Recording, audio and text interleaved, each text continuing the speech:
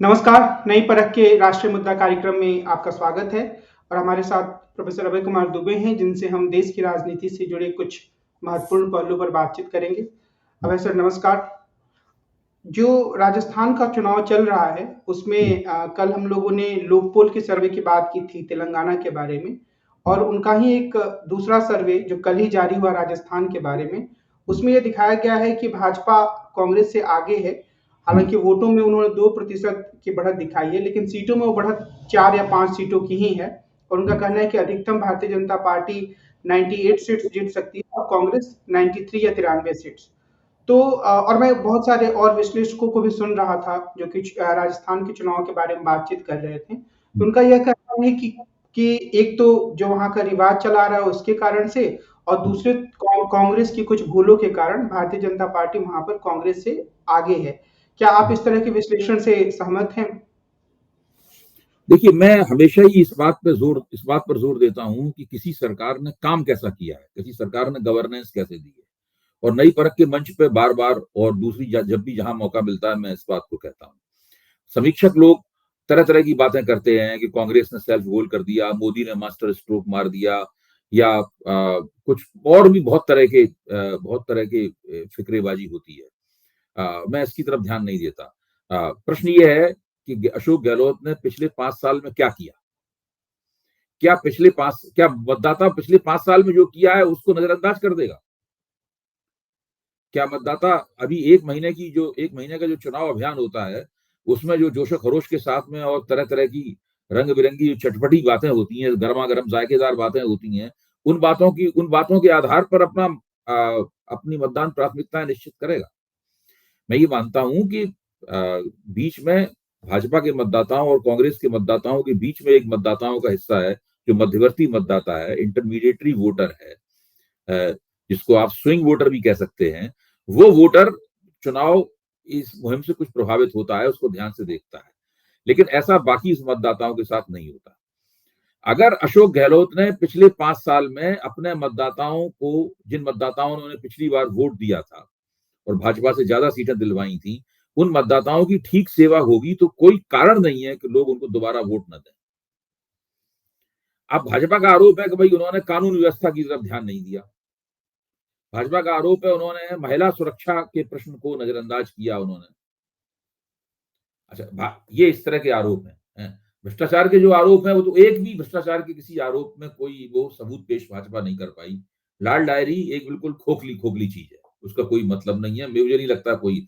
इसी तरह वो सचिन पायलट और अशोक गहलोत के बीच में जो फूट है, उस फूट के कारण भी नहीं मानता हूं कि अशोक गहलोत हारेंगे तो उस फूट के कारण हारेंगे।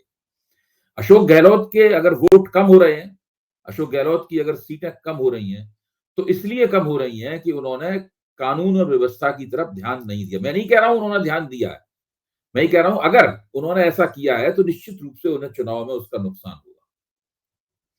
लेकिन वो नुकसान वो इतना कम नहीं होगा जितना कम ये सर्वे दिखा रहा है। क्योंकि किसी भी व्यक्ति के लिए सुरक्षा का प्रश्न और अपराधियों से सुरक्षा का प्रश्न, अपने जान माल की हिफाजत का सवाल, ये बहुत महत्वपूर्ण होता है। और स्त्रियों की सुरक्षा का प्रश्न विशेष रूप से महत्वपूर्ण होता है और होना भी चाहिए। एक नागरिक के तौर पर, किसी प्रदेश के वासी के तौर पर हम सरकार से इतनी अपेक्षा तो कर ही सकते हैं कि वो ऐसा करेगी।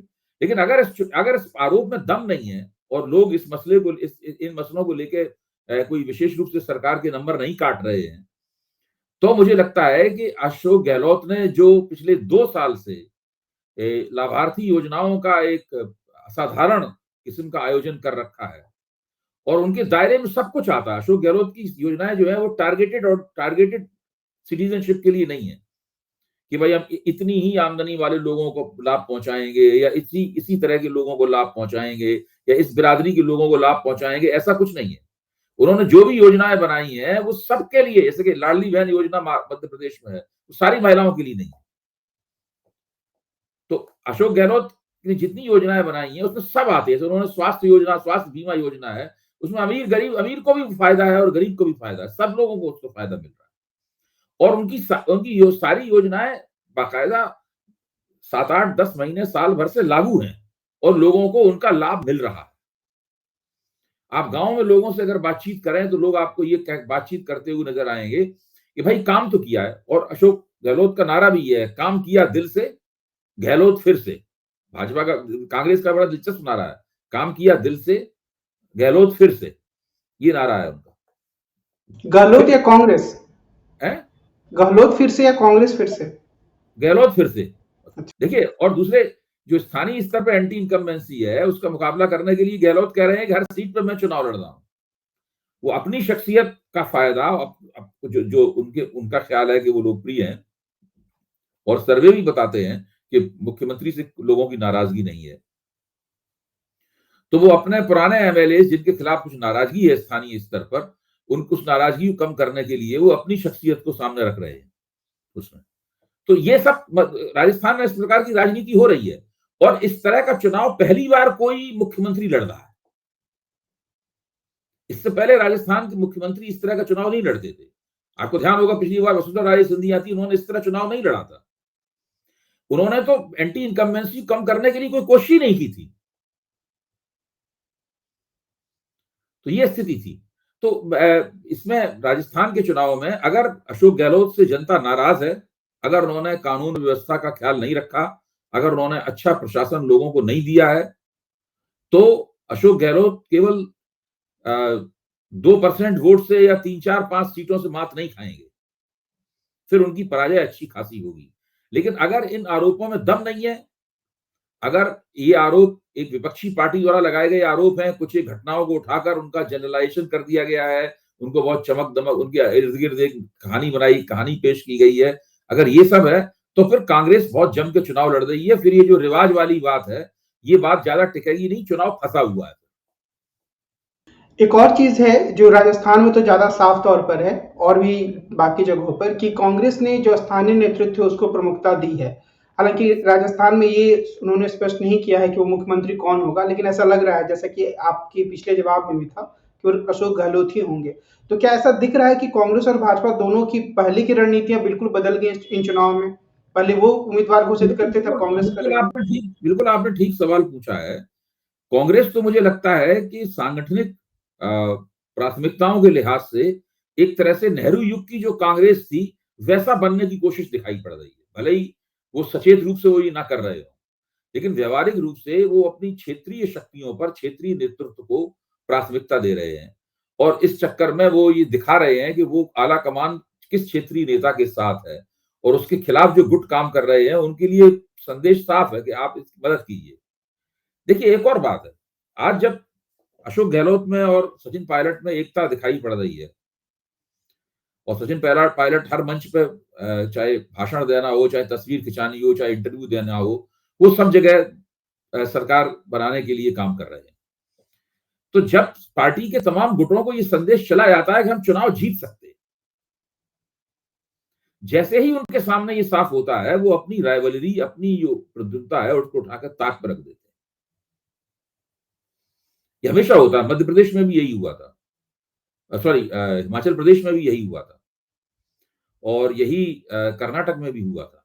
क्योंकि लोगों को लगता है कि हम चुनाव जब जीत सकते हैं तो क्यों ना मिलजुल कर चुनाव जीत लें, बाद में देखेंगे कि सत्ता कितनी मिलती है, क्या नहीं मिलती है, हमें कौन सा पद मिलता है, कौन सा पद मिलता है। अगर हम चुनाव ही हार गए तो हमको क्या मिलेगा। ये संदेश जो है वो कांग्रेस की शक्तियों के अंदर चला गया है। इसका मतलब है कांग्रेस के नेताओं को, पायलट को, गहलोत को और दूसरे नेताओं को कहीं ना कहीं इस बात का एहसास है कि ये चुनाव हम जीत सकते हैं, हम कोई हारने के लिए अभिशप्त नहीं है, we are not condemned to be defeated. ये एक उन्हें जो है वो संदेश गया है उनके सामने, इसलिए उन्होंने थोड़ी देर के लिए अपने मतभेदों को ताक पर रख दिया है, स्थगित कर दिया है। मतभेद खत्म नहीं हुए हैं, मतभेद फिर निकल के आएंगे, फिर आपसी झगड़ा होगा, वो अलग बात है, लेकिन अभी फिलहाल ये स्थिति वहां पर दिखाई पड़ रही है। तो कोई पार्टी अगर अपने गुटों को ये संदेश देने में कामयाब है तो ये भी एक बहुत बड़ी सफलता है। मुझे नहीं लगता कि इस तरह का संदेश भारतीय जनता पार्टी के गुटों के अंदर गया है। सब लोग भाजपा को आगे दिखा रहे हैं, लेकिन भारतीय जनता पार्टी के अंदर की जो गुटबाजी है, वो जो अंदरूनी होड़ है, जो रनिंग बैटल है भारतीय जनता पार्टी, वहां तो आला कमान भी अपने आप में एक गुट बना हुआ है। भारतीय जनता पार्टी में है आला कमान अपने आप में एक गुट है, जो कि स्थानीय शक्तियों में से तय कर रहा है कि हम किसका साथ देंगे, किसका साथ नहीं देंगे, या किसी का साथ नहीं देंगे। स्थानीय शक्तियों को लग रहा है कि आला कमान हमारे साथ है नहीं, आला कमान ने अपनी टीम भेज रखी है, वो चुनाव लड़ रही है वहां पर। हालत ये तीनों जगहों, छत्तीसगढ़ में, मध्य प्रदेश में और राजस्थान में, आला कमान की एक टीम आई हुई है, केंद्रीय टीम आई हुई है, वो सारा चुनाव का प्रबंधन कर रही है। वो उसको कोई क्षेत्रीय शक्ति की बात मानने के लिए वो मजबूर नहीं है किसी नेता की। तो आला कमान अपने आप में एक गुट है वहां पर भाजपा के अंदर। अब देखिए इसके उन्हें फायदे होते हैं कि नुकसान होते हैं। एक और चीज है जो कि बार बार सामने आ रही है, भाजपा के पक्ष में इसको कहा जा रहा है कि उन्होंने सांप्रदायिक ध्रुवीकरण की कोशिश की है, और बार बार वो एक जो टेलर को मारा गया था, जो दर्जी का काम करते थे, उनका गला रेत कर, तो उस मुद्दे को उठा रही है कि सांप्रदायिक मुद्दा है और हिंदुओं की सुरक्षा नहीं है वहां पर। तो क्या आपको लगता है कि ये एक मुद्दा, बहुत बड़ा मुद्दा भाजपा के पक्ष में बन सकता है? देखिए, मैं पिछला राज्य विधानसभाओं का चुनाव का इतिहास अगर आप देखें तो भारतीय जनता पार्टी ने जिस जिस प्रदेश में चुनावी मुहिम में सांप्रदायिक मुद्दे उठाए और मुहिम का सांप्रदायिकीकरण करने की कोशिश की, तो मैं इसे पहला संकेत मानता हूं कि भाजपा वहां अपने आप को कमजोर महसूस कर रही है। 2015 में उन्होंने बिहार में पाकिस्तान में पटाखे फूटेंगे वाला बात चुनाव के मुहिम में कही थी, वो लोग चुनाव हार गए। 2020 में दिल्ली के चुनाव में उन्होंने शाहीन बाग के मसले को लेकर बहुत सांप्रदायिकीकरण किया, वो लोग चुनाव हार गए। कर्नाटक में स्वयं प्रधानमंत्री ने मन से बजरंगबली की जय के नारे लगाए, जय बजरंगबली के नारे लगाए, वो लोग चुनाव हार गए। तो वो जो जब भी भाजपा इस तरह का सांप्रदायिकीकरण करने की कोशिश करती है, तब वो उसे कहीं लगता है कि कहीं चुनाव निकल तो नहीं रहा है हाथ से। अब जो कन्हैया लाल की हत्या वाला सवाल है, तो उसकी हत्या जिन लोगों ने की, उनमें से एक व्यक्ति जो जिनका आरोप है, उसमें तो एक तो उसमें विद्यार्थी परिषद का सदस्य, और उसका जो नेशनल एजेंसी है उसकी जांच भी कर रही है उस मुद्दे की, और वो अपना चार्ज नहीं फाइल कर रही है ताकि भाजपा को इसका चुनावी फायदा उठाने का मौका मिले। तो क्या बाकी लोग इस बात को नहीं देख रहे हैं? ये बात केवल हमें आपको पता है, बाकी लोगों को ये बात नहीं पता है। अच्छा, ये सब बातें कहते हुए कुछ जरूरी नहीं है कि मैं कह रहा हूं कि कांग्रेस में जीती जाएगी चुनाव। हो सकता है कि भारतीय जनता पार्टी चुनाव जीत जाए, वो आगे रहे, लेकिन मुझे ये जरूर लगता है कि कांग्रेस चुनाव फंसा हुआ है। एक अगर हम काल्पनिक स्थिति में विचार करें, जिस पे हम आने वाले दिनों पे और विचार करेंगे, कि भारतीय जनता पार्टी के लिए सबसे अच्छी स्थिति शायद अभी यही दिख रही है कि वो एक राज्य में चुनाव जीत सकती है। तेलंगाना में वो संघर्ष से बाहर है, छत्तीसगढ़ में तकरीबन वो हार चुकी है, मध्य प्रदेश में कुछ लोग कह रहे हैं कि नजदीकी मुकाबला है, मिजोरम में भारतीय जनता पार्टी का कोई अता पता नहीं है।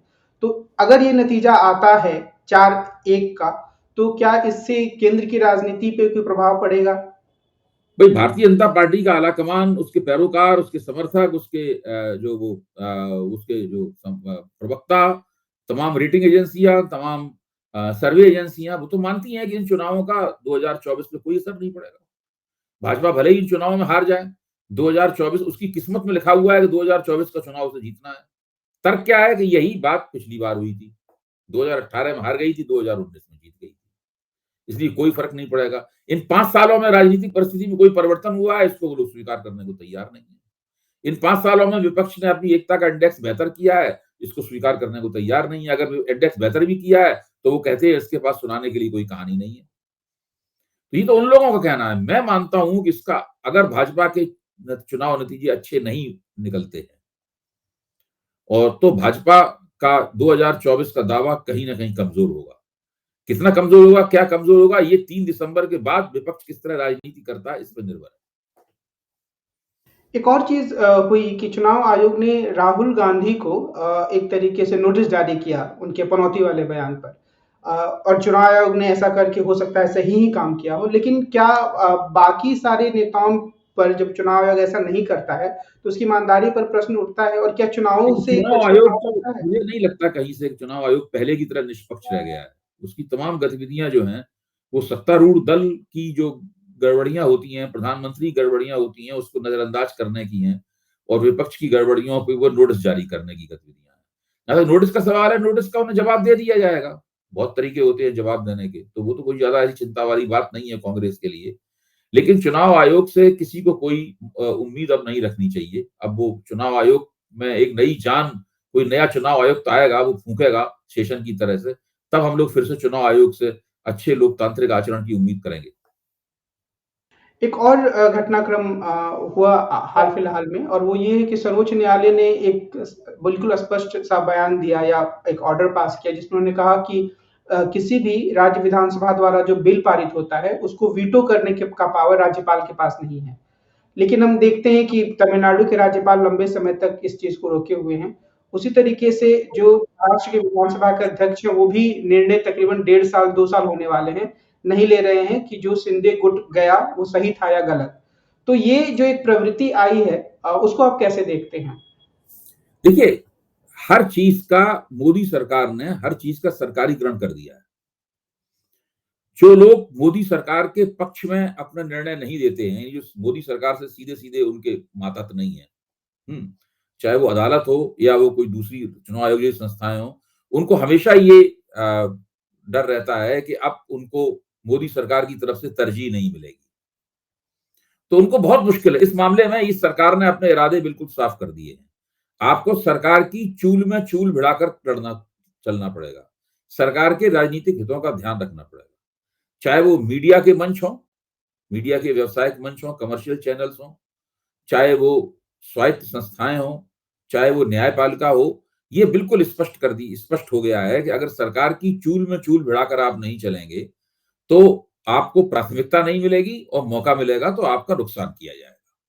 जब ये संदेश लोगों में पहुंचा दिया जाता है, उसके बाद में फिर तो व्यक्तियों के ऊपर, संस्थाओं के ऊपर निर्भर होता है कि वो किस तरीके से अपनी अनुक्रिया करें। तो आज की बातचीत को हम यहीं विराम देते हैं। हम कल फिर मिलेंगे। राजस्थान में चुनाव का वोट पड़ चुका होगा, और कुछ और जो मुद्दे आएंगे उसके बारे में प्रोफेसर अभय कुमार दुबे से बातचीत करेंगे। आज की बातचीत के लिए अभय सर आपको बहुत बहुत धन्यवाद। और कार्यक्रम को खत्म करने से पहले मैं अपने दर्शकों से ये अनुरोध करूंगा कि अगर अभी तक आपने नई परख चैनल को सब्सक्राइब नहीं किया है तो आप इसे जरूर सब्सक्राइब करें और हमारे साथ नियमित रूप से जुड़ें। आज की बातचीत को मैं यहीं समाप्त करता हूँ। नमस्कार, कल हम फिर मिलेंगे।